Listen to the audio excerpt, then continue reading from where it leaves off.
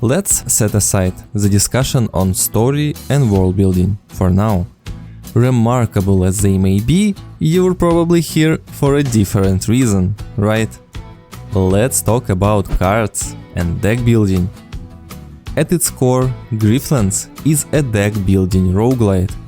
You select a character and embark on a run, with the primary goal of becoming powerful enough to survive 3 days and defeat the final boss, strengthening your deck, forming alliances, and acquiring artifacts are essential elements, all of which require engaging in constant combat.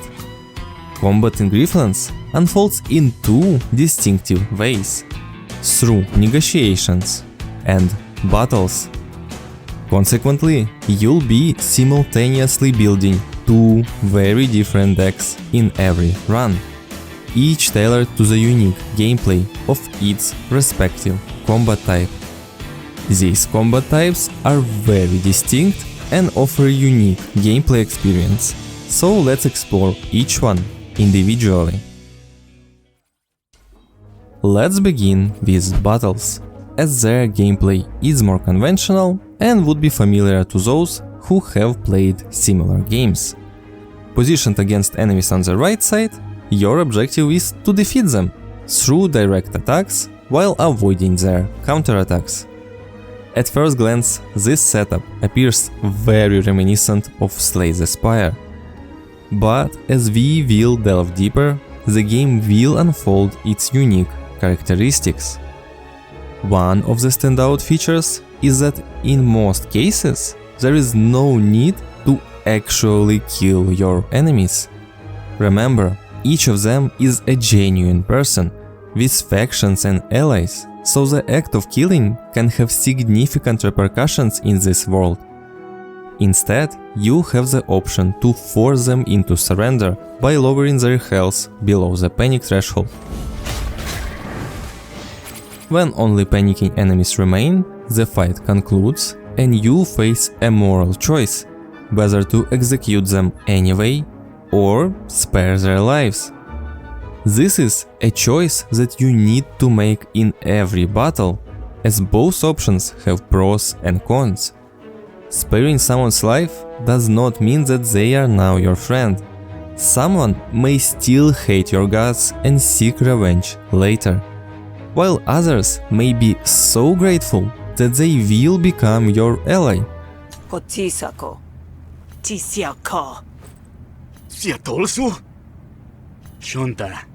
On the flip side, killing enemies can yield some valuable loot, occasionally even game-winning items. Also, just getting rid of someone can be very useful. Plus, after taking down a bunch of people, you gain a reputation, represented by a negotiation card, adding another strategic layer to this decision. These are just a few factors, among many, that you must weigh when engaging in a battle. Another rather interesting aspect of Griftlands is that you are not alone and can have allies.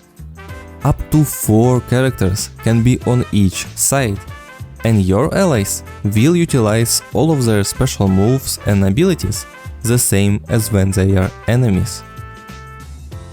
Most allies are one-offs. They help you for a single fight and then just leave the party. These could be mercenaries that you hired for the task, or your friends who just happen to be at the same location. Additionally, you have the option of having pets, loyal animals that accompany you in every fight until they either defeated, sold, or abandoned. I have no idea what soulless people do the former to, but you do you. A further feature is the presence of bosses. Bosses are exclusively fought through battles, although you can have negotiations with some of them to potentially make the approaching battle a bit easier. Boss fights are obviously distinct from regular battles, featuring unique mechanics, exclusive cards, buffs and debuffs specific to a boss, and so on. Impressively, the game boasts a total of 29 bosses. While not all of them are created equally, some may be encountered more frequently or prove less interesting, the sheer variability is noteworthy.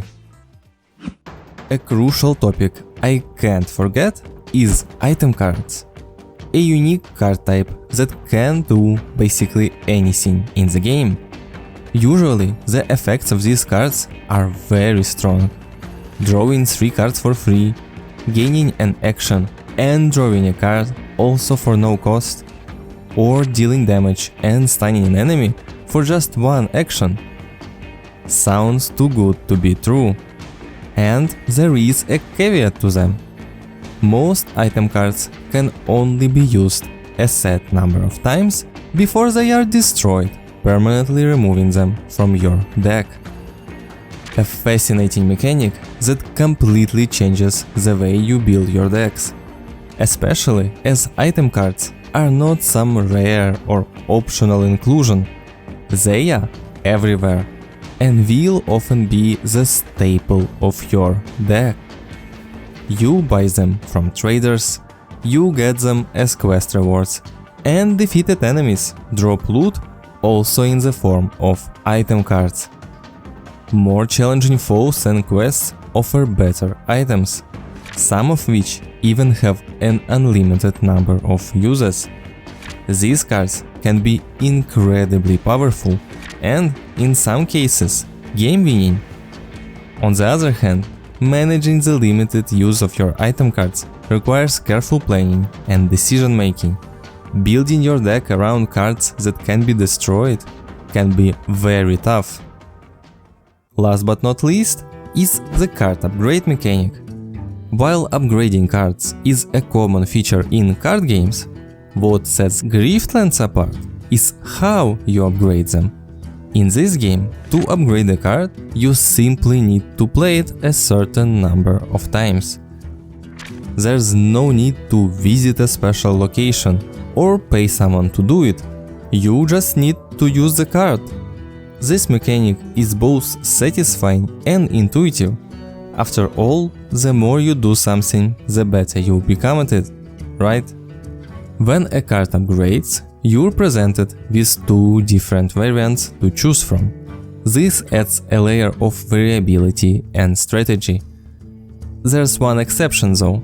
The basic cards you start with have 10 upgrade variants, out of which 2 are randomly selected for you to choose from when upgrading the card. This means that you can't always rely on the same upgrades for your basic cards. There's an element of randomness involved, forcing you to adapt on the fly. Upgrading cards, by the way, is not exclusive to battles. Negotiation cards also follow the same principle. What a smooth transition, if I do say so myself. It looks like we are talking about negotiations now. Negotiations offer a stark contrast to battles. Instead of engaging in physical combat, negotiations are a battle of wits and words. You enter negotiations when attempting to persuade someone, deceive your way out of a difficult situation, or coerce someone into submission without resorting to violence. In most cases, negotiations provide a peaceful resolution that avoids making more enemies and prevents casualties. More often than not, they can even lead to making new allies. However, negotiations aren't always about being peaceful and friendly. They can also be strategically used to gain advantages in battles by persuading people to assist you in combat or intimidating them to weaken their resolve, making them more likely to surrender. Gameplay-wise, if I said that battles are similar to Slay the Spire, then negotiations bear more resemblance to something like Hearthstone. Kinda, in a way. You can directly attack the enemy's core with your cards, or you can deploy arguments on the board, and they work similarly to how minions work in Hearthstone. Thus the comparison. Certain arguments can taunt enemies, redirecting their attacks. Others can directly attack the opponent or apply various buffs and debuffs. Some arguments can even be deployed onto the enemy's board to disrupt their strategy. Just the same as you, enemies also deploy cards on their board and insert their arguments into your playing field. Negotiation cards are mostly divided into red hostility cards, which typically involve threatening your opponent, and green diplomacy cards, which aim to achieve your goals through peaceful dialogue. However, in reality, whether you reach your goal through diplomacy or hostility doesn't affect the narrative in any way at all. It's primarily just a gameplay distinction, as you often build your decks around either red or green cards, since they don't synergize well together. However, it's more complex than that and heavily depends on various factors that arise during gameplay. I'll delve into this a bit further when discussing the individual characters and their gameplay. One crucial aspect is that losing in a negotiation won't end the game. The only way to lose is to die, and that can only happen in battles. Therefore, negotiations are always a safe option, because even if you lose, the consequences are usually manageable. Due to this and various other factors, it's practically impossible to have runs where you exclusively engage in battles or negotiations. Even though these are two separate mechanics with distinct decks, the optimal approach is almost always to maintain some balance between them. Some situations simply cannot be resolved with only one or the other. It's usually a combination of both. Even if your intention is just to kill everyone you can, negotiations can still be beneficial for intimidating opponents or securing better rewards. Besides, there are situations when enemies are simply too formidable to confront directly, making negotiations a smarter choice. What's more, battles and negotiations have separate health bars, further emphasizing the importance of balancing between the two. You might face several tough battles in a row and have low HP, but still have plenty of resolve, enabling your negotiations. This design encourages players to utilize both major combat mechanics without forcing it. The decision to incorporate two distinct combat types into the game is a refreshing game design choice that can be extremely hard to pull off. I can easily see the world where managing two decks at the same time becomes very jarring and bothersome fast, possibly leading players to abandon one combat type to entirely focus on the other. Thankfully, Griftlands is not from that world. Although battles and negotiations are wildly different from one another, I think that Griftlands does an excellent job of making both feel cohesive and engaging. While some runs may lean more heavily into one combat type than the other, there's always reason to utilize and develop both decks, and I never found it jarring, distracting or boring. Somehow, Griftlands managed to pull off this complex mechanic in a great fashion. Aside from directly improving your deck, another way to become stronger in Griftlands is by obtaining artifacts. There are two different systems for this. The first one revolves around Grafts, which are relatively straightforward. You obtain Grafts by defeating bosses, purchasing them from special shops, or receiving them as quest rewards. There is a limit to the number of grafts you can have at any given time, as indicated by these available slots. Upon installing a graft in one of these slots, you acquire a special bonus associated with it. For example, you may gain the ability to apply bleed to enemies every turn, or receive defense when you play a card. There is a wide variety of grafts available, each offering unique bonuses that can significantly impact your strategy. Finding one that synergizes with your current deck feels incredibly satisfying. When everything falls into place like that, those are the best runs. Oh yeah, it's all coming together. And what's also neat about grafts is that they also upgrade the same way cards do. When you trigger the graft's special effect a set number of times, it becomes stronger, granting even more powerful benefits.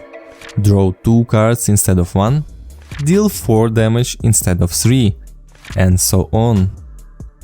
The second system is a bit more unique, and I quite enjoy that. It is anchored in the relationship system of this game. As I've previously mentioned, every character in Griftlands can either love or hate you, and depending on this relationship, you can receive what is called Boons and Banes. Your friends, people that love you, grant you boons that have positive effects, while Banes come from those who hate you and provide negative effects. The effects of Boons and Banes differ widely. There are a lot of them, and each does something special. For the most part, they are just minor benefits or drawbacks, but their impact is amplified by the sheer quantity of relationships you form, so you accumulate quite a few Boons and Banes throughout the game. Although most effects are subtle, some are notably stronger. Certain Banes have the potential to derail your entire run if you're not careful enough. Personally, I find this system especially enjoyable. It encourages players to carefully weigh their decisions regarding which conflict to engage in, which character to befriend, who to avoid, and who might be better off dead. The interconnectedness of all these systems creates a cohesive and deep gameplay experience. Next, I am going to be taking a look into each of the 3 unique playable characters of Griftlands. You can watch it in my full review here, or check out another slice right here. Giant thank you for watching. Please consider leaving a comment, subscribing to my channel and liking the video if you enjoyed it. It would be a tremendous help to me. See you in the next one.